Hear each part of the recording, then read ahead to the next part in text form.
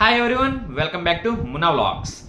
ఆంధ్రప్రదేశ్లో పనిచేస్తున్న సచివాలయ ఉద్యోగుల రిలేటెడ్ ఒక ఇంపార్టెంట్ ఇన్ఫర్మేషన్ అయితే ఈరోజు మనకి మెమో రూపంలో మనకైతే వచ్చిందండి. దాని గురించి అయితే డిస్కస్ చేసుకుందాం.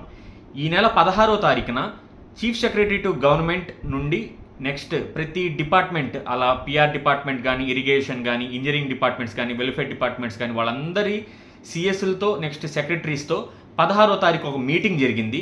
ఆ మీటింగ్ కూడా ఎక్స్క్లూసివ్గా ఈ స్వర్ణగ్రామం స్వర్ణవార్డు ఉద్యోగుల deputations, promotion channel, next advance scheme, ఇది 6 years కంప్లీట్ అయితే వచ్చే స్పెషల్ గ్రేడ్ గురించి, దీనన్నిటి గురించి ఒక ఇన్ఫర్మేషన్ అయితే ఆ రోజు చర్చ జరిగిన తర్వాత మనకి మెమో నెంబర్తో 22/6/2026న అఫీషియల్గా minutes of the meeting chief secretary to government అయితే మనకి రిలీజ్ చేశారు.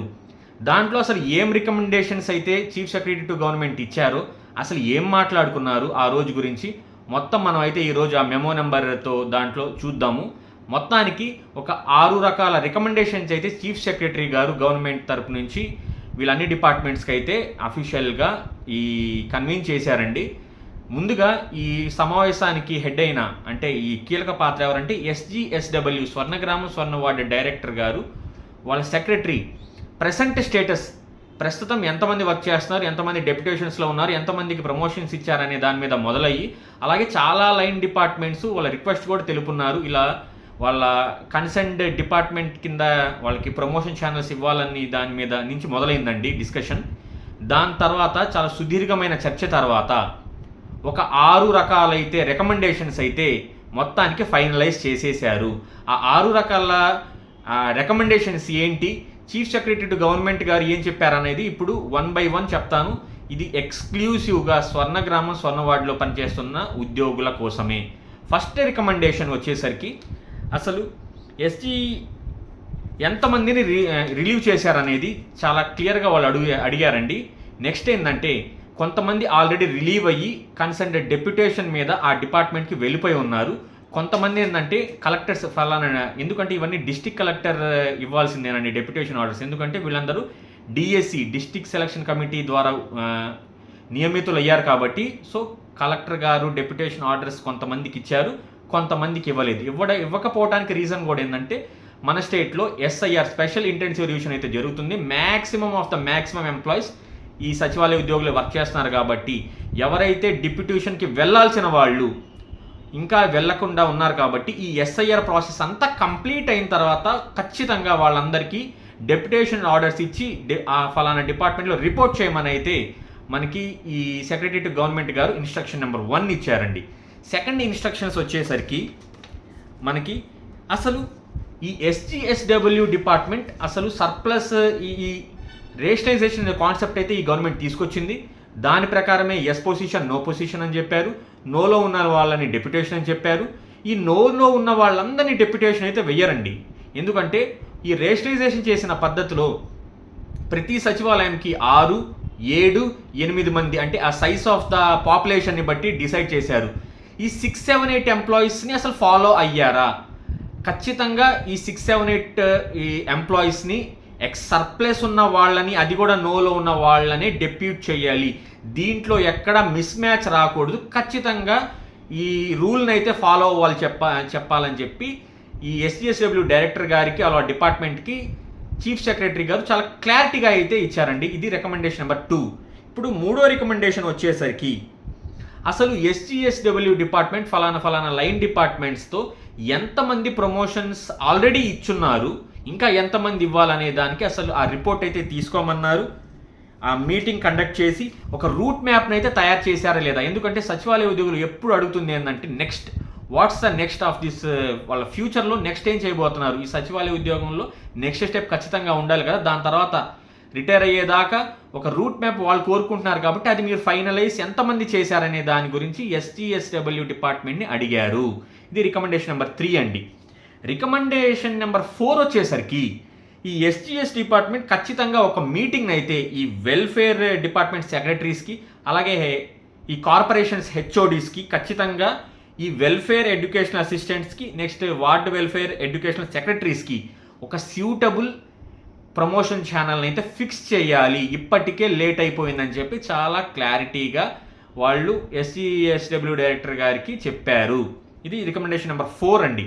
రికమెండేషన్ నెంబర్ 5 వచ్చేసరికి ఈ SGS డిపార్ట్మెంటే మళ్ళీ ఒక మీటింగ్ అయితే ఏర్పాటు చేసుకొని already board of chief engineers వాళ్ళంతా మాట్లాడి ఒక 37,000 రిలేటెడ్ బేసిక్ పేతో ఈ ఇంజనీరింగ్ అసిస్టెంట్స్ కానీ వార్డ్ డెప్యూటీ సెక్రటరీస్ కానీ ప్రమోషన్స్ అని ఇవ్వాలని ఫిక్స్ అయ్యాయి.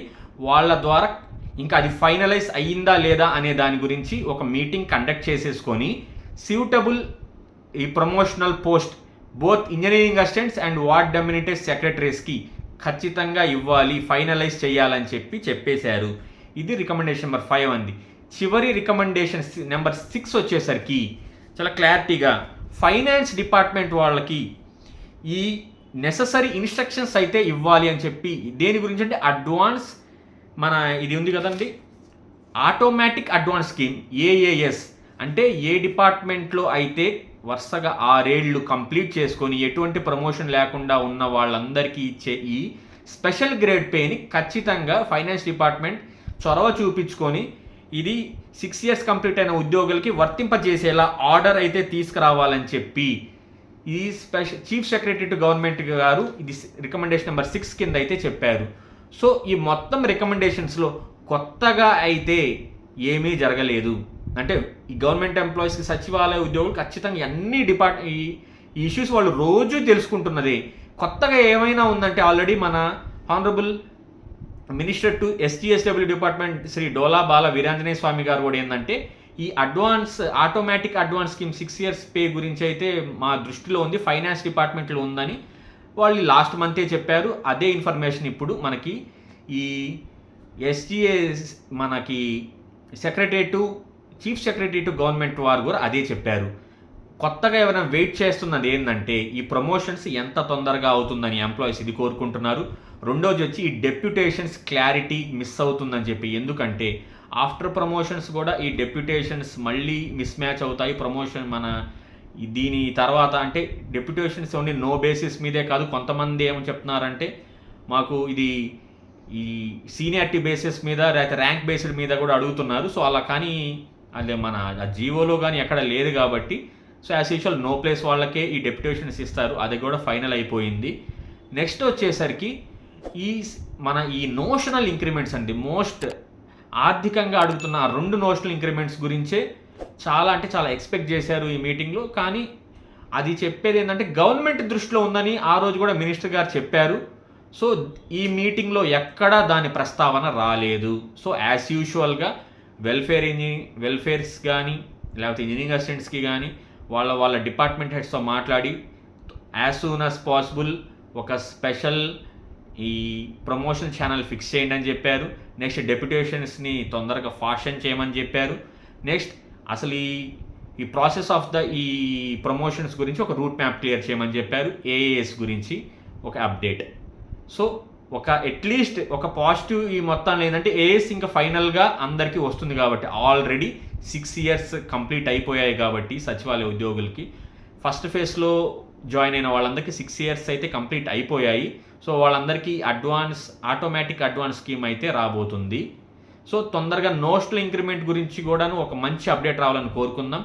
ఈ వీడియో మీ చుట్టుపక్కల మీకు తెలిసిన లేదా మీ ఫ్యామిలీలో ఉన్న సచివాలయ ఉద్యోగులకి షేర్ చేయండి. వీడియో నచ్చితే లైక్ చేయండి. కొత్తగా ఛానల్కి విజిట్ చేసే పని అయితే సబ్స్క్రైబ్ చేయటం మాత్రం మర్చిపోవద్దు.